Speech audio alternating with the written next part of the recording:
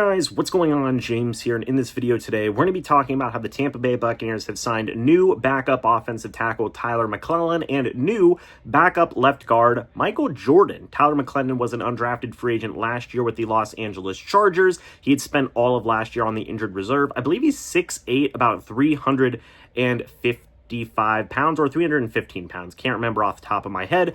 Michael Jordan is a little bit smaller. I believe he's like around 6'4", something along those lines. And he's actually started 11 games last year for the New England Patriots. Now, throughout his time, he has also been with the Green Bay Packers, I believe, and the Carolina Panthers a little bit in there as well. He has played left guard throughout the entirety of his career. The Buccaneers waived offensive tackle Silas Danzy. They placed backup left tackle Garrett Greenfield on the reserved retired list, so that is where those two spots come in.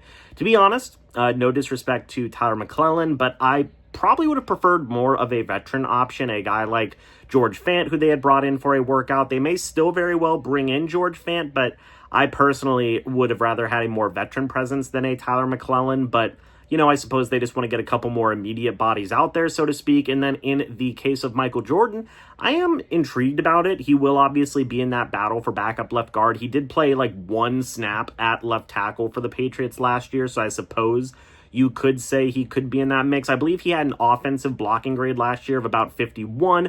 I think it was a run blocking grade of about 44 and a pass blocking grade of about 60. So he is a better pass blocker than a run blocker. So I'm going to be curious to see where he kind of figures into that battle for the backup left guard position with a guy like Sue Opeta, who is still trying to recover from some injuries there. Maybe Elijah Klein may be in that mix. Then, of course, with Tyler McLellan, Charlie Heck still far and away seems like he's going to be your starting left tackle going forward. It seems like the Bucs are content with that, to not have there be any, again, no disrespect to Tyler McLellan here, but legitimate competition for Charlie Heck's starting job. If you would have brought in a guy like George Fant, it would have been a bit more of a serious, legitimate conversation. But with Tyler McLellan, he's going to be battling with Benjamin Chukwuma for a backup job. He hasn't played in any NFL games yet so far to this point. Great prototypical size for an offensive tackle, but he still has a lot to prove.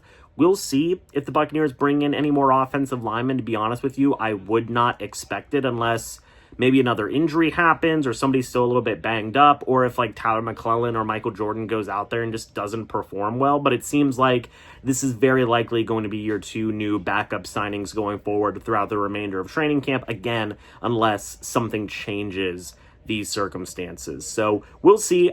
Honestly, like in terms of 53-man roster type stuff, I'd probably give Michael Jordan the nod over a Tyler McLellan, just because Michael Jordan did start 11 games last year. Former Ohio State Buckeye, by the way. He joins Emeka Egbuka, so kind of crazy, right? Two former Buckeyes now after the Buccaneers went a literal decade with not having any Buckeyes on their roster. So I thought that was a bit of an interesting note there as well. Jason Light finally opened up the Buckeyes floodgates, so to speak. And then also Tyler McLellan coming in there. Again, I'd probably say there's a higher chance of Michael Jordan making the roster than Tyler McLellan, but McLellan may be one of those developmental type guys. Again, great prototypical size. And we'll just have to see how both these guys get acclimated into training camp as soon as tomorrow.